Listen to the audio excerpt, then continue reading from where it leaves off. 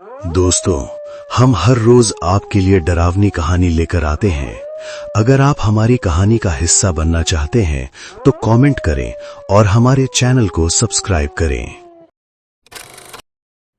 ये कहानी उस रात से शुरू होती है जब आसमान का रंग गहरा लाल हो गया था, जैसे किसी ने चांद को भी खून में डुबो दिया हो।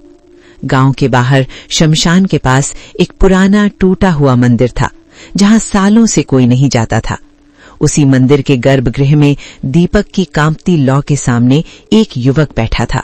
उसका नाम था अघोर। उसकी आंखों में नींद नहीं बल्कि भूख थी, शक्ति की भूख।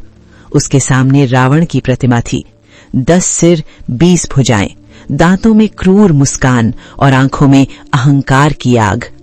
अघोर का विश्वास था कि दुनिया में सबसे बड़ा ज्ञान और सबसे बड़ी शक्ति उसी के पास आती है जो देवताओं से नहीं बल्कि राक्षसों से सौदा करता है। उसने सुना था कि रावण केवल राक्षस नहीं था, वो महान तपस्वी था, वेदों का ज्ञाता था और जिसने शिव तक को प्रसन्न किया था।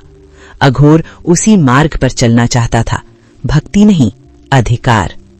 उसी गांव में उसी समय एक और युवक था, आरव।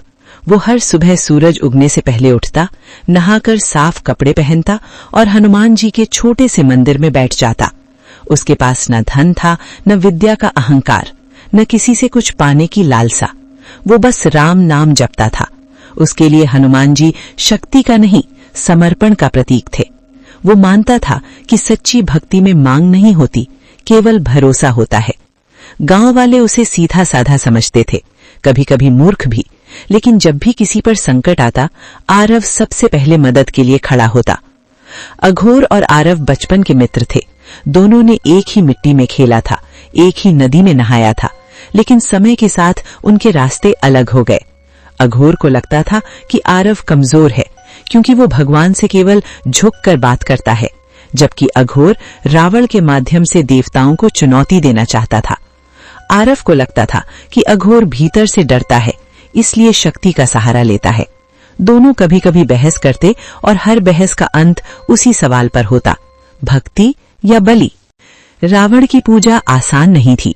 अघोर ने तांत्रिक ग्रंथों से मंत्र सीखे, रात रात भर साधना की और धीरे धीरे उसके आसपास अजीब घटनाएं होने लगी। हवा बिना वजह भारी हो जाती, जानवर मंदिर के पास आते ही डर कर भाग जाते और कई बार लोगों ने देखा कि अघोर की आंखें अंधेरे में लाल चमकने लगती थीं। उसे ये सब डरावना नहीं बल्कि सफलता का संकेत लगता था। वो मानता था कि रावण की कृपा से वो ऐसा ज्ञान पाएगा जिससे वो किसी के सामने झुकेगा नहीं। एक रात जब अमावस्या थी, अघोर ने अंतिम साधना का निर्णय लिया। ये वही साधना थी जिसके बारे में कहा जाता था कि या तो साधक को असीम शक्ति मिलती है या उसकी आत्मा हमेशा के लिए अंधकार में फंस जाती है। साधना में बलि की आवश्यकता थी। ये बलि किसी और की नहीं बल्कि साधक के भीतर की मानवता की होती है। जैसे जैसे मंत्र गूंजते गए, मंदिर की दीवारों पर परछाइयां हिलने लगीं। रावण की प्रतिमा से ऐसा लगा मानो सांसों की आवाज आ रही हो। अघोर का दिल तेजी से धड़क रहा था, लेकिन उसने पीछे मुड़कर नहीं देखा। उसी रात आरव के मन में अजीब बेचैनी थी। वो बिना किसी कारण हनुमान जी के सामने देर तक बैठा रहा। उसके मन में बार बार अघोर का चेहरा आ रहा था। उसने आंखें बंद की और पहली बार अपने लिए नहीं बल्कि अघोर के लिए प्रार्थना की। उसने कहा, हे पवन पुत्र, अगर मेरा मित्र गलत रास्ते पर है तो उसे रोक लो। अगर उसे सजा मिलनी है तो मुझे शक्ति दो कि मैं उसका सामना कर सकूं। उसी क्षण मंदिर का दीपक तेजी से जल उठा, जैसे किसी अदृश्य शक्ति ने उसकी प्रार्थना सुन ली हो। अघोर की साधना अपने चरम पर पहुंच चुकी थी। अचानक मंदिर की जमीन कांपने लगी। रावण की प्रतिमा के पीछे अंधकार गाढ़ा होता गया और उसमें से एक विशाल आकृति उभरने लगी। 10 सिर नहीं बल्कि अनगिनत चेहरे, हर चेहरे पर क्रोध और तिरस्कार। वो रावण का वो रूप था जिसने इतिहास ने नहीं बल्कि अहंकार ने रचा था। उस स्वर ने कहा, तू शक्ति चाहता है तो पहले स्वयं को छोड़ दे। अघोर को लगा कि यही वो क्षण है जिसके लिए उसने सब कुछ दांव पर लगाया था। उसने बिना सोचे हामी भर दी। उसी पल गांव की हवा बदल गई। आरव को ऐसा लगा मानो किसी ने उसका सीना कसकर पकड़ लिया हो। वो बिना कुछ सोचे शमशान वाले मंदिर की ओर दौड़ पड़ा। रास्ते में उसके पैर कांप रहे थे, लेकिन उसके होठों से राम नाम नहीं रुका। जैसे जैसे वो पास पहुंचा, उसे मंत्रों की गूंज सुनाई दी जो किसी इंसान की नहीं लग रही थी। मंदिर के भीतर का दृश्य भयावह था। अघोर जमीन से थोड़ा ऊपर उठा हुआ था। उसकी आंखें पूरी तरह लाल हो चुकी थीं और उसके चारों ओर अंधेरे की लपटें थीं। आरव ने उसे पुकारा, लेकिन अघोर ने उस ओर देखा भी नहीं। तभी उस अंधकार से आवाज आई, ये मेरा भक्त है, तू कौन है? आरव के भीतर डर था, लेकिन उससे बड़ा विश्वास था। उसने कहा, मैं किसी शक्ति का नहीं, भक्ति का सेवक हूं। जैसे ही उसने हनुमान जी का नाम लिया, मंदिर में एक तेज प्रकाश फैला।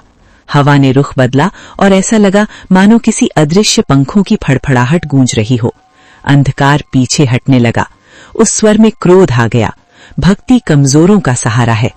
आरव ने शांत स्वर में उत्तर दिया, भक्ति वो शक्ति है जो अहंकार को भी झुका देती है। संघर्ष लंबा चला। ये केवल दो युवकों का नहीं, बल्कि दो मार्गों का टकराव था। एक ओर वो साधना थी जो लेने पर विश्वास करती थी, दूसरी ओर वो भक्ति थी जो छोड़ देने पर टिकती थी।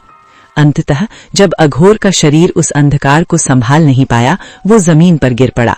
रावण की प्रतिमा टूट गई और मंदिर में सन्नाटा छा गया। सुबह जब सूरज उगा, गांव के लोग वहां पहुंचे। अघोर जीवित था, लेकिन उसकी आंखों से वो आग गायब थी। वो रो रहा था, पहली बार। आरव चुपचाप उसके पास बैठा था।